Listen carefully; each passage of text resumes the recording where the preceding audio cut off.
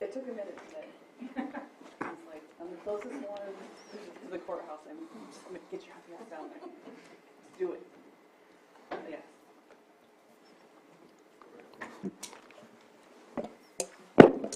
Check, check. All right. Good morning, commissioners. Good morning, staff. And good morning to those in the public on Zoom. I would like to call this meeting to order at 9. And can we start with the Pledge of Allegiance? I pledge allegiance to the flag of the United States of America and to the republic for which it stands, one nation, under God, indivisible, with liberty and justice for all. Okay. Can we get verifications of legal notices? There were no legal notices since there are no project items. Actually, thank you, Trish. The agenda was properly noticed. However, I will request a continuance on the second item, the public hearing. I kind of messed up on that notice to the paper and put the wrong deciding body and actually said the meeting was yesterday. So internally, I am no longer allowed to send in notices unattended. We will make sure that there is proper peer review. So, yeah. It happens. All right. So we do have consent agenda, item 4, but I don't see that as well. So we will go down to public input. So if anybody wishes to speak, but I see nobody in here, so we're going to say no, but we'll check the Zoom room. There is nobody in the Zoom room other than us. Okay. And so we do have a timed item for 9:03, which it is 9:03, so we'll begin with the first item. Thank you. If I could give an introduction. As our assistant planner, Catherine Schaefers, is about to present to you the details of an annual requirement of a progress report for the housing element. And the state, of course, cares a lot about housing. And when they send out these requirements for the jurisdictions, then they also hold us accountable to moving forward. So the housing element, as well as many of the other elements in the general plan, are not just plans on a shelf. They're plans that we actively work on integrating and progressing through and accomplishing during that time period. So we now have Assistant Planner Catherine Schaefers to present to you the APR. Right. Good morning, Commissioners. So today I'll be presenting our annual progress report. Before I do, I'm going to go ahead and see if I can get some materials up here on the screen.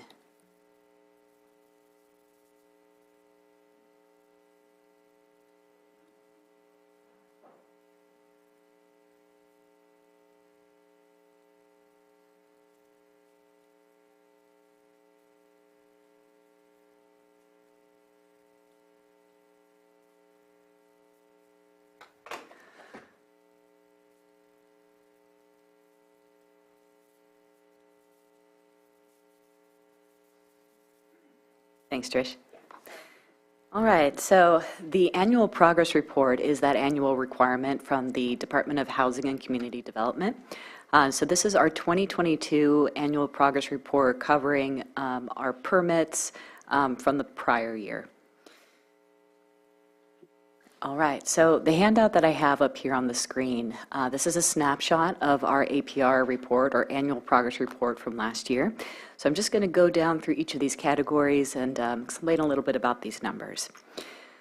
All right, so in total, the county has issued building permits for 18 single-family residences, 18 manufactured residences, 7 accessory dwelling units, and 1 multifamily apartment complex. All right, So building permits issued by affordability.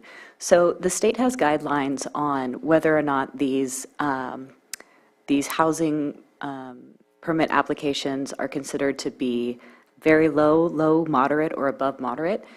There is a calculator that we're able to use to determine this, and I do have more details on that if we want to get into that later. But with the state's guidelines, we have 69 deed-restricted low-income units. That's the Kelseyville Terrace Apartments that we recently had the building permit for. We have 9 non-deed restricted moderate units that were constructed, and then 31 above moderate income units. These are mostly the single-family dwelling units, manufactured homes, and also accessory dwelling units. Can I interrupt? Yeah. Can you just tell me what deed restricted and non-deed restricted means? Does that have to do with lending? Yeah, so deed restricted means that there is an income cap about what can be rented out, and so that usually is with the project for a certain number of years. Yep. Okay, so the next one is units by structure type. As you can see here, we have some acronyms, so let me just briefly explain those.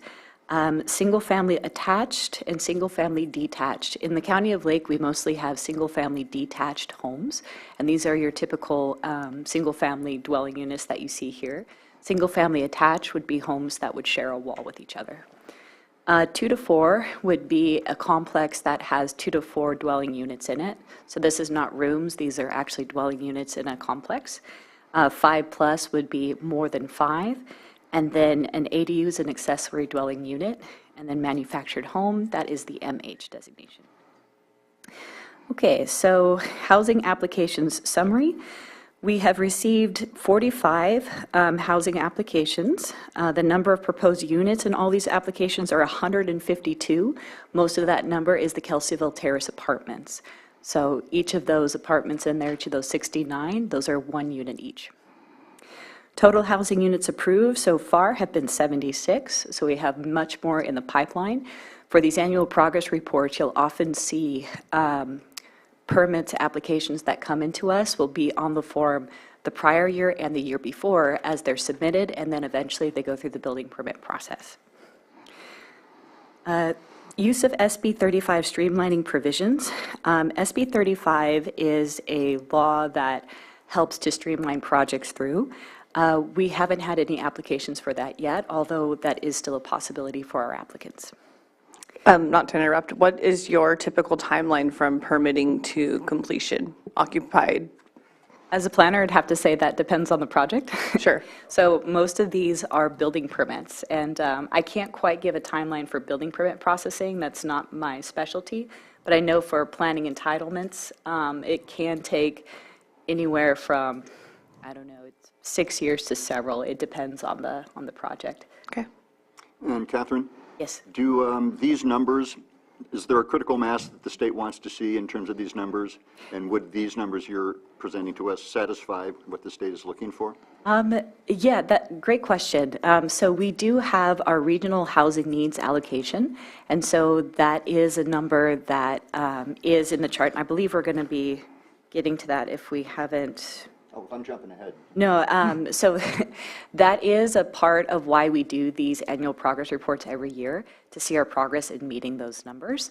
And so for us, that is an ongoing process, as it is for many other counties, to try and meet that need. So the county creates structures and programs in order to provide housing for the county. And so that's the whole goal of the APR. As far as the complete analysis of whether we've met those goals or not, I think that would be another conversation, a more in-depth one. All right. Oops, sorry. Sorry, thanks. All right, so I'm going to go down to the next page. All right, so the other document that I have for you to see, this is our housing element implementation.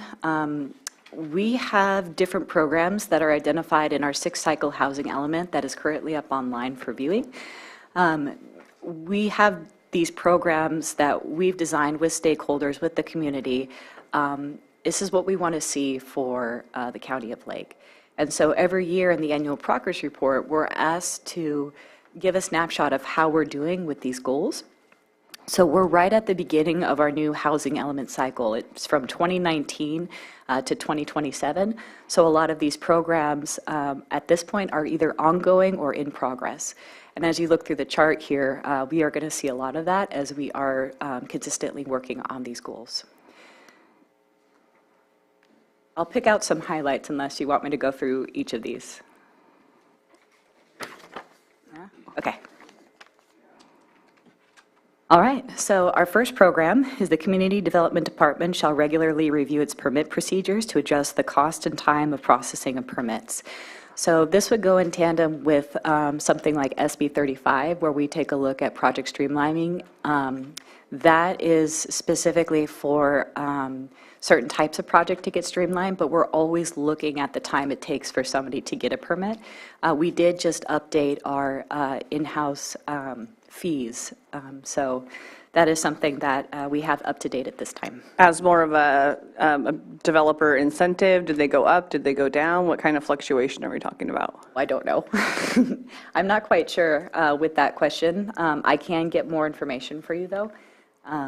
But yeah, that's something I will take a look at. Sure. For you. All right, the next one, the Community Development Department shall continue to hold pre-application conferences with developers to assist in identifying suitable sites and understanding permit procedures. The department shall encourage pre-hearing conferences between developers and the residents of the area where new large-scale housing projects are proposed. So this would be something where we have developers come up either to our window or to call in.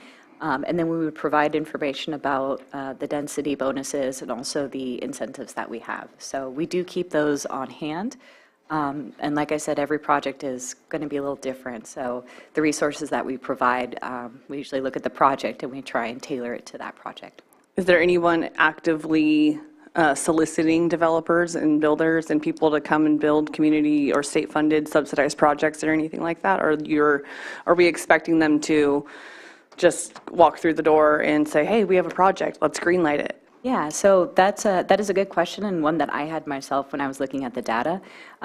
For most of these most of these implementation procedures, it is a team effort between the Community Development Department and other departments in the County of Lake. And even though we, the Community Development Department, don't do that outreach, there is another department that does, and I can come back with that because I have a list of that in my packet too. Okay. I can also add just a little bit to that. The administrative office has recently hired a deputy CAO for housing, or no, actually economic development. We're working on, or they are working on hiring someone for housing. And so that would be the staff kind of ties resources. into it, yeah. Exactly. Okay. So that we can be less reactive but more proactive. I've kind of watched that on the Board of Supervisors meeting when they, acknowledged that they were going to be looking for someone to help out with grant writing and housing as well. Mm-hmm. Okay. I brought a lot of resources. Oh, look what I just got myself into. So if we have questions, I can look them up. Oh, yeah, and we can, not a problem. Thank you, Catherine. Yeah. All right, so the third one here, by the way, there are 75, so I won't go through all of them. But I'll look here and see the ones that might interest you the most. Sure. Okay. I'm going to go to the next page here.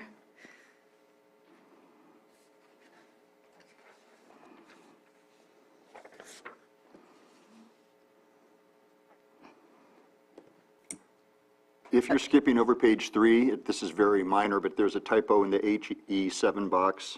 Annually should have 2 L's. I know that sounds picky, but to be an editor. Got it. Yes, thank you. Once an editor, always an editor, right? I will fix that before we submit that to the Housing and Community Development Department. All right. I do want to highlight HE10, so I'm going to go over to number 10 here. Okay. So the county shall publicize the list of vacant multifamily sites on the county's website to potential developers as part of an outreach campaign. The county shall review and update the list annually. So this is something that you can find in our housing element. So if you go to our list of vacant sites, if developers do want to see which sites are available in the county, we do keep that list with full pictures in our housing element. So we do have that, and as more sites come up over the next couple years, our next housing element cycle is in 2027. We will update that at that time. So that one is there.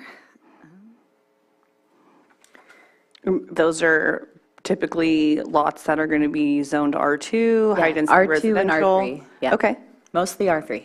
okay.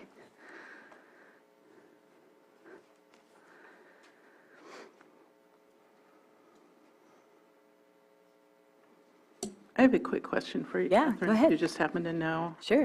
Is there anything in here about the paper subdivisions that we have throughout the county that, I think so. I think so. And if we come to one, I'll touch on that one too. If I could also add just a little bit in there, there is a standalone, it's not called the paper subdivision, but it is the paper subdivision management plan that was approved by the board a number of years ago. And that does dictate how we will treat a lot of those parcels. For those of you who are not familiar with paper parcels, these are subdivisions that were created by deed in the 30s and 40s and 50s. The roads may have been bladed, but there was no surveying done. There's never been any infrastructure taken to these parcels. A lot of them are on very steep slopes with unstable soils. Some of the parcels have actually disappeared because they've eroded into the lake. So that is the reason why we have this substandard older subdivision overlay on a lot of those parcels, because there are additional requirements that would be required in order to build on those parcels. Those would include creating a road, like actually building the road, and it has to be up to current standards so that fire trucks can come and save your house, as well as a number of other requirements. So those are like paper lots. Exactly. Okay. And when you say paper lots, it's because they exist sort of in paper only. I mean, Right. they're real. They're out land, there. sure. Yeah, people own them, but owning and actually developing are two very different things in this instance. yeah, I'm just wondering if there's some way we could, what's the highest best use? Kind of think about how do we maybe even eliminate those or The board restore has them? considered a number of options in that plan. One is sort of collecting and clustering parcels near infrastructure so that it would just be a short extension rather than a huge infrastructure project, and then merging those and selling them as developable lots. There are other options for, I think, gosh, it was a while ago, but accepting them into county ownership for development of parks and trails, Sure. things like that. So there are a number of options. And actually, it's interesting that you bring up that question right now, because There's a parks thing going on, isn't there? not only is there a parks thing going on, but the treasurer tax collector's office is trying to get caught up on all the tax defaulted parcels.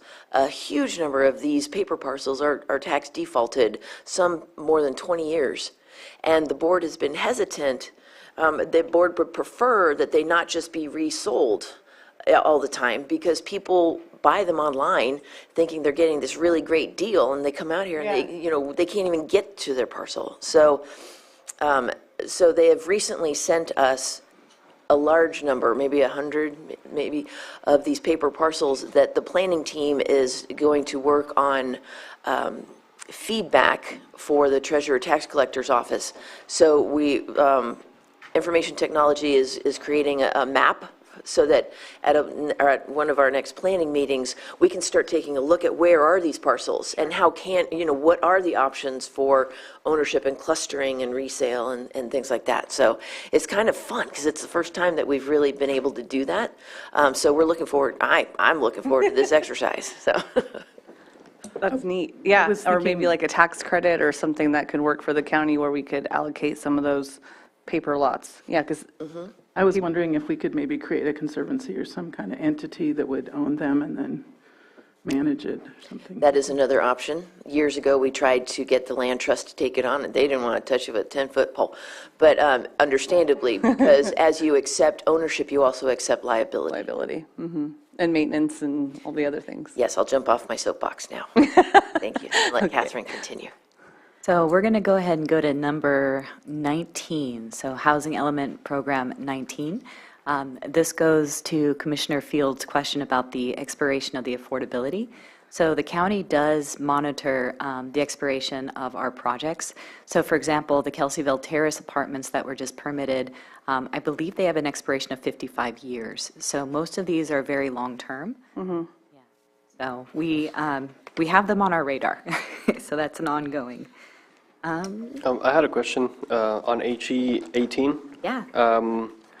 What is the mobile home replacement program?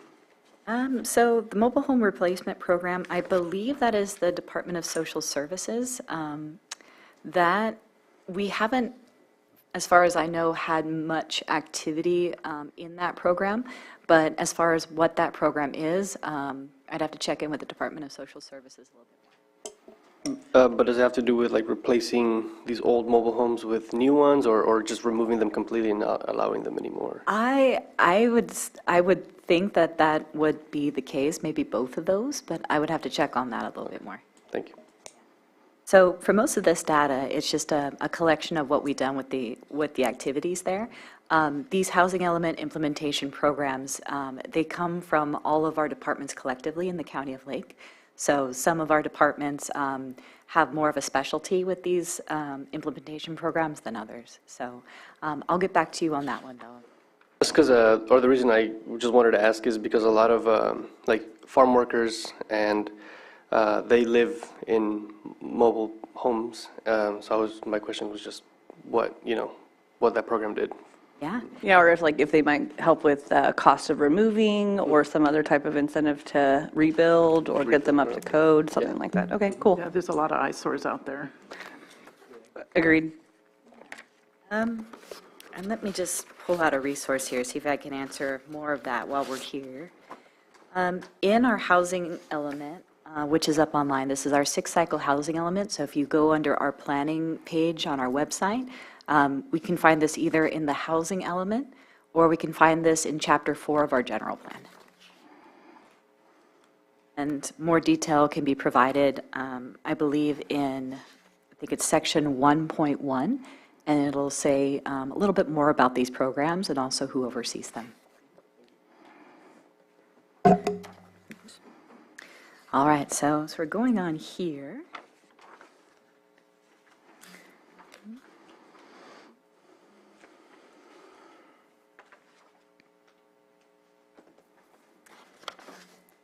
Catherine, I have a Yeah. question about page 8, Sure. the universal design standards.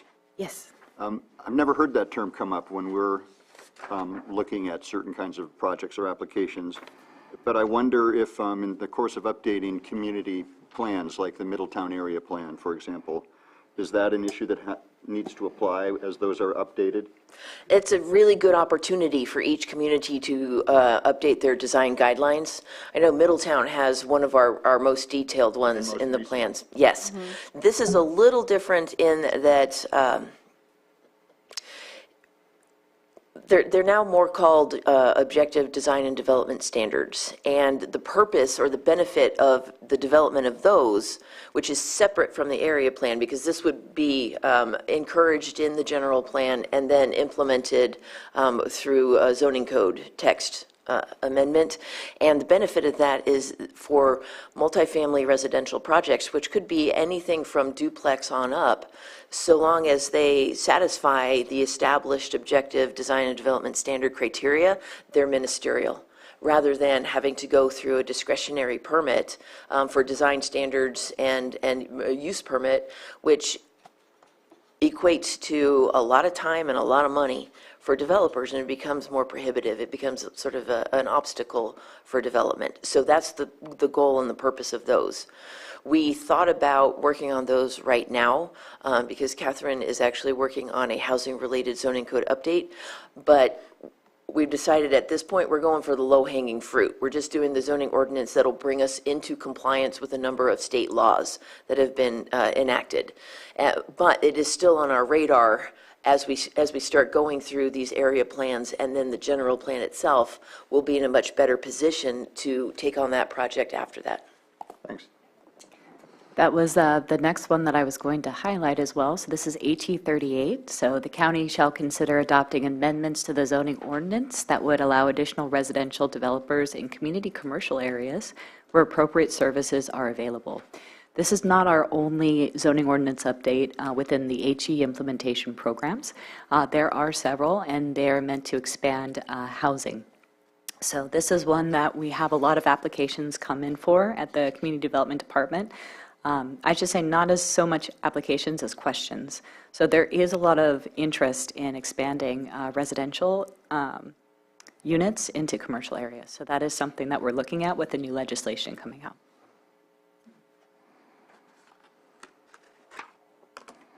Moving on to the next page here.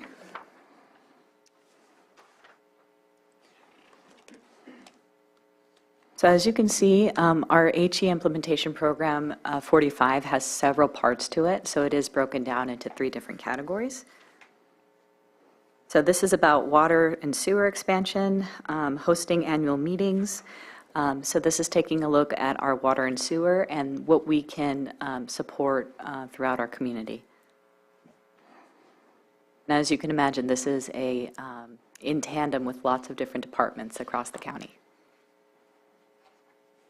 So many of these are going to be either ongoing, in progress, as we continually look to expand our services and what our infrastructure can hold.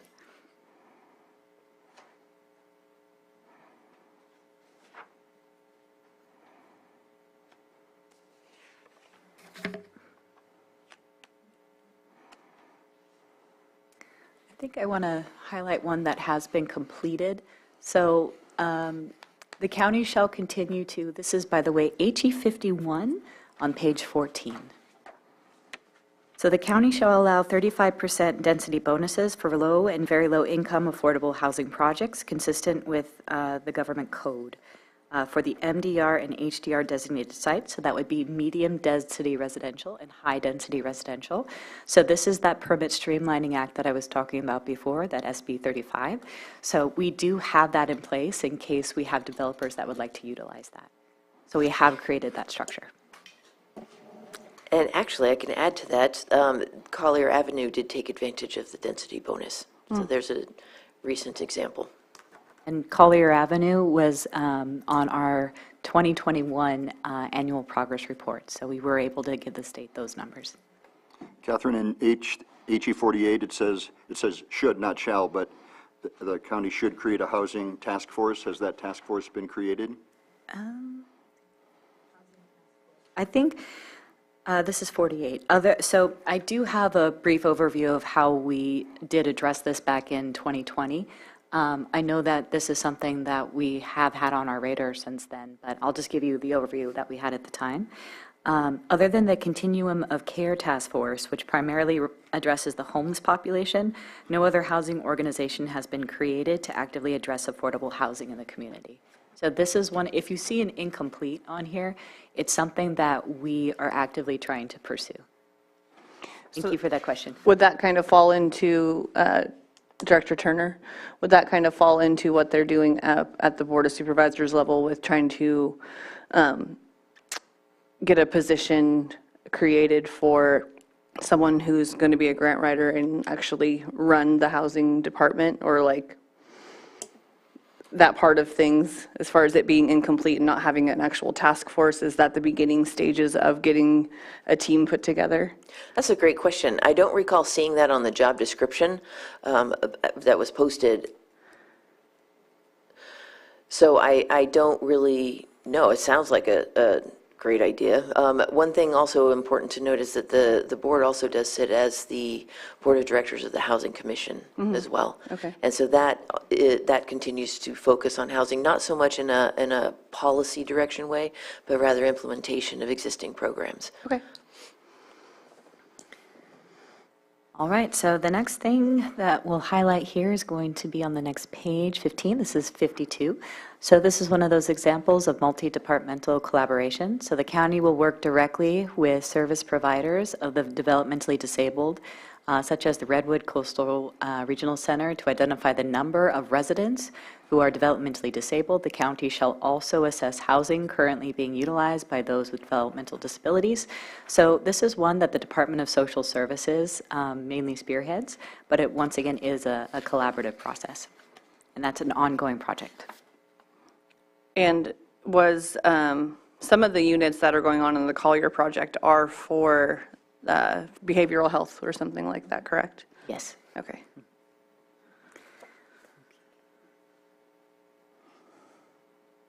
Does that count with the 69 units? Or no, that's different. That would be the Kelseyville Terrace? Yeah, Kelseyville Terrace was the 69. I did not bring the 2021 APR with me. Sure. But we do have that. Okay. So I can give. I appreciate your patience, Catherine. No, it's okay. I have like a zillion questions. Okay.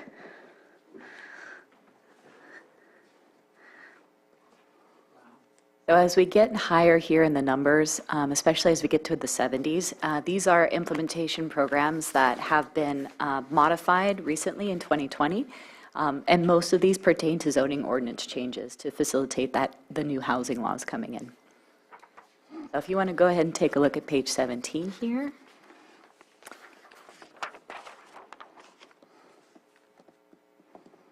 So some of these changes include, and this goes to maybe your question, Commissioner Chavez.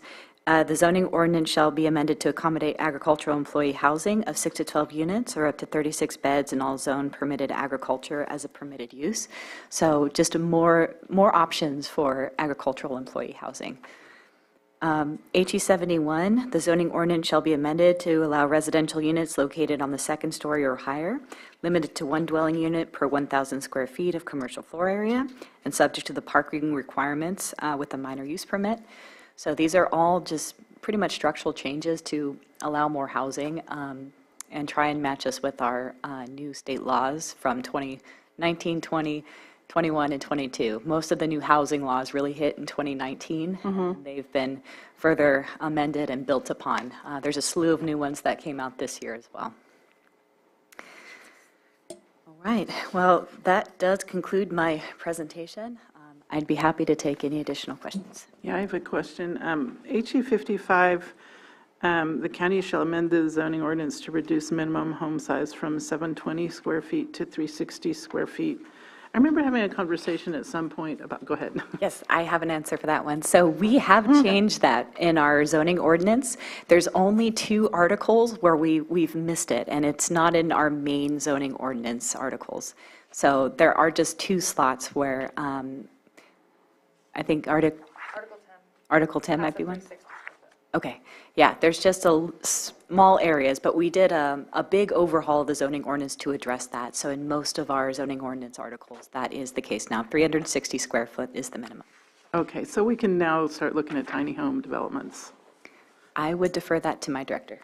Tiny home is spot on as far as square footage, but it does have additional challenges because in our single-family residential, we do require homes be attached to permanent foundations, as well as tiny homes technically count as recreational vehicles as far as the state purview and certification goes.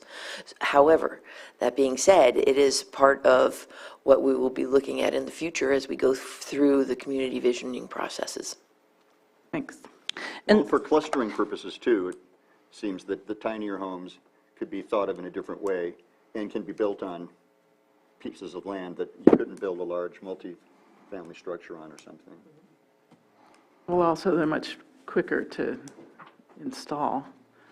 Well, and then I kind of go back to, I saw something on the news a couple days ago about, they called it transitional housing, where it's not permanent necessarily, but they can stay up to like 18 months and, live in the tiny home structure in like a community type of area, right? And then get into more of a permanent housing option. Yeah, my understanding of that, and correct me if I'm wrong, is that that's for somebody who's trying to build their home and also live on the property, so it's a temporary, is that? Transitional housing is defined in the state government code. It is housing that people, special interests or special needs groups can stay in for a certain period of time, as opposed to our local zoning permit for a temporary residence. And that has criteria, one of which is you're allowed to live on the property so long as your infrastructure is in place and you're connected to it, and like an RV, while you are building your issued building permit for your dwelling.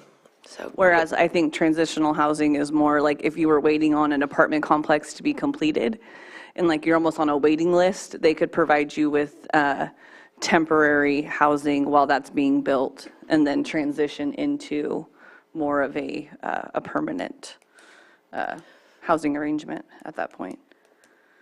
the state has also defined transitional and supportive housing for the purpose of requiring it to only have the same limitation that a permanent house would have, or any other residential permit would have in that zoning district. The purpose of which to make it easier to kind of overcome the possible community pushback on having special needs housing. I just had one more question. I remember hearing at the Planning Commissioners Conference about a law that will be coming into effect next year, I believe, that makes additional, like, granny units legal for any project. I mean, I'm not stating it correctly, but... There is a lot of focus on the accessory dwelling units. We used to call them granny units, but now, since we don't require a granny, they're ADUs. And so there is continual legislation and interest at the state level to make those easier to build. Some of that is reduction in development standards, reduced setbacks, things like that. Also not counting towards overall density, and things like that. So I wouldn't be surprised if there's yet more. I think this past legislative year, over 2,600 bills were submitted. Yeah, they're very busy at the state level. And for the last 4 or 5 years, maybe more, maybe 6, housing has been a primary focus of those. So it's kind of like, it's still a fire hose, all of the state legislation that comes at the counties, focusing on increasing opportunities for housing. And is it true, excuse me, that the state law on ADUs supersedes anything else? And I happen to live in an HOA where the board is not particularly complimentary of ADUs and implies that property values can be affected, that kind of thing. But an HOA can't pass a measure preventing ADUs. Correct. Right. Good to know. One thing that's interesting, just future reference, in our county, we do have, there's a district that does not allow ADUs, and that's the agricultural district. They allow a single-family residence, but then all additional housing must be directly connected to the ongoing commercial agricultural activity on that parcel. So no, like, labor housing or anything on? Oh, yeah, you can have labor housing, but any type of additional housing has to be connected directly to supporting ongoing commercial agriculture at that parcel. Okay. And the reason for that is because agricultural soils are finite. We only have so much. And we find as you place things on agricultural soils, such as housing, other structures, it's not like they get removed that easy. So you're losing from your overall total of arable soil. And so the board and the community were very protective of the agricultural soils when they were doing the ag element with the last general plan update, specifically for that. And that's why minimum parcel size are larger in ag, and there are housing restrictions. So it'll be interesting to see. So far, the state has not forced ADUs to be allowed in non-residential zone districts. So we still retained some of that local control. That's interesting. Okay. Thank you, Catherine. Thank you. Yeah, it's very comprehensive. Yeah. Yeah.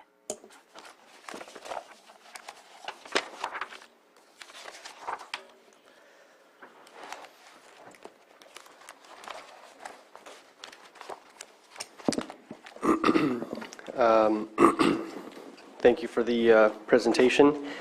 Seeing as our second item was not a... Mr. Chair, Yes. if you could call the second item, and then staff can request a continuance. Okay. Thank you. So the second item, would anybody like to make a motion? If you could read the title. Oh, yeah. For our vast watching audience out there. It is a public hearing, consideration of request for recommendations to the Board of Supervisors on draft ordinance amending Chapter 5, Section 5 through 6, Article 1, Section 5 through 6, 6.24, exempt agriculture structures, and adding Chapter 5, Section 5 through 6, 6.25, temporary ag structures of the zoning ordinance to the County of Lake in regards to agricultural structures. Thank you, Mr. Chair. Staff does request, due to the insufficient noticing for the public, that this item be continued to your next meeting, April 13th. We haven't made that agenda, so let's do 9:05.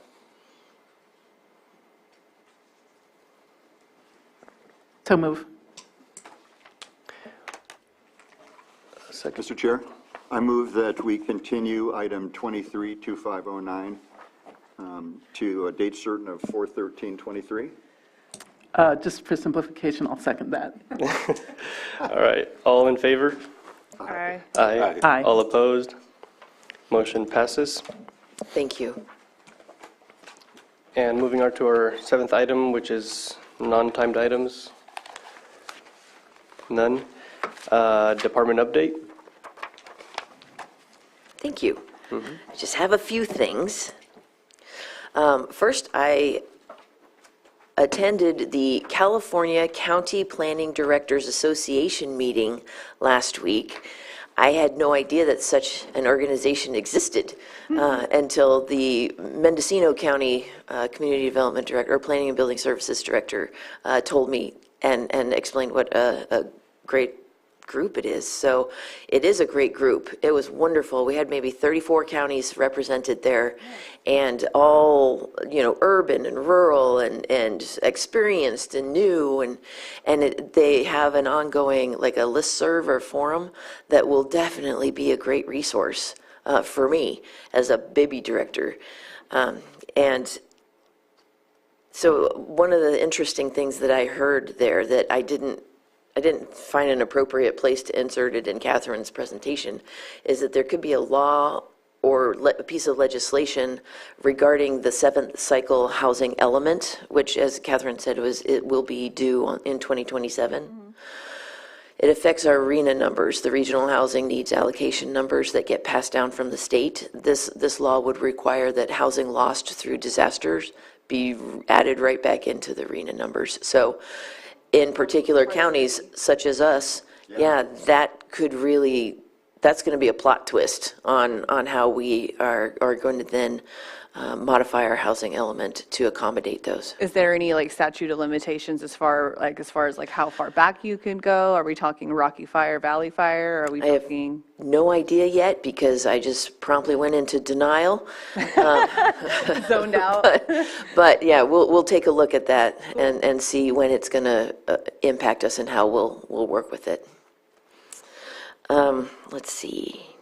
Oh, advanced planning. If you remember that really colorful table that Laura Hall made for us for the general plan and related documents update. Well, there's more.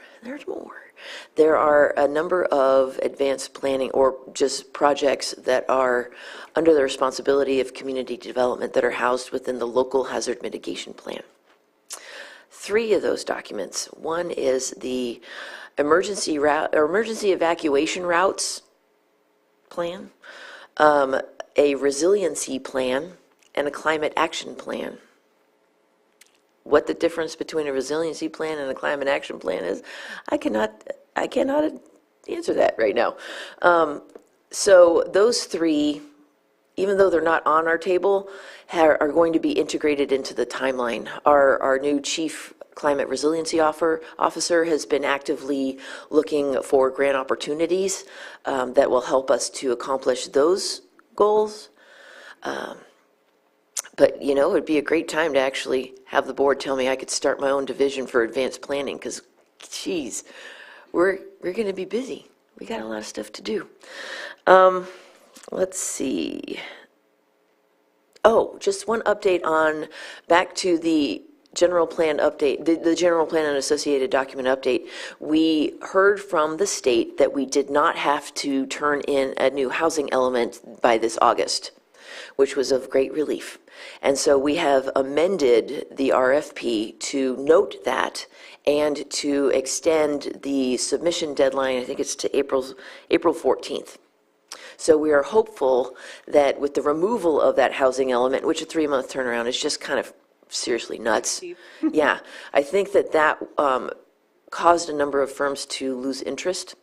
And so we're hopeful that that with that removed from the scope of work, that the other planning firms will take another look. That is all I have for today. So, Thank you. was that your main takeaway from your meeting, was the the arena?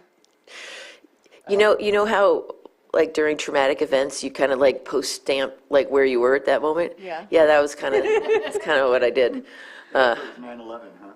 Yeah, 9/11, you know, the space shuttle blown up. Yeah. Right. Not quite at that level, but it's close. No, I think a few of the other takeaways were just how real, you know, how before I became a community development director, I always looked at this as like, man, that's a job. You know, you got to be a rock star to do that job. But now that I'm in it, I feel like I'm not that, you know, I'm still the first grader looking at the sixth graders. Oh, you're a rock star. I don't feel like, I feel tired. Yeah. But, so just hanging out with this new group of peers of mine, it was so refreshing because they're all real people too. Right. So, so that in itself, I think that sometimes when we're faced with growth and challenges that are so big, the important first step is we actually get to wrap our heads around kind of what we're doing, you know, like running a marathon or something like that. You got to just sort of see yourself doing it. And so to meet all these other people and to talk to them and just really network was extremely valuable to help me kind of wrap my head around this totally cool job that I have. Yeah, and it probably gave you a different, like, I got this. Like, these people are doing it Yeah. one bite at a time, Yeah. you know? But think- you're in it and you are controlling it. You're in control. And I'm good at sales, so, you know. Hey, what is it? Sometimes Like, I look you a could little sell more ice to an controlled. Eskimo, something like that. I am very fortunate to have such an able team. Yeah. So our department continues to promote learning, and they're encouraging each other, and the cohesiveness that I see developing in this group is so reassuring, because we're going to need that organizational internal strength in order to take on a number of the challenges that we're looking at. Oh, and one other nugget that I just learned. In the building division, last year, they completed over, our plans and our building inspectors completed over 4,000 inspections. Wow. They are all over the county every day. And not only do they do the inspections on their list, but they're also noticing other things that we need to follow up with as a department. So there is a lot going on upstairs. That concludes my report. Excellent. Thank you. Thanks. All right. Thank you, commissioners. Thank you, staff, director. And I call this meeting adjourned at 9:50. Thank you.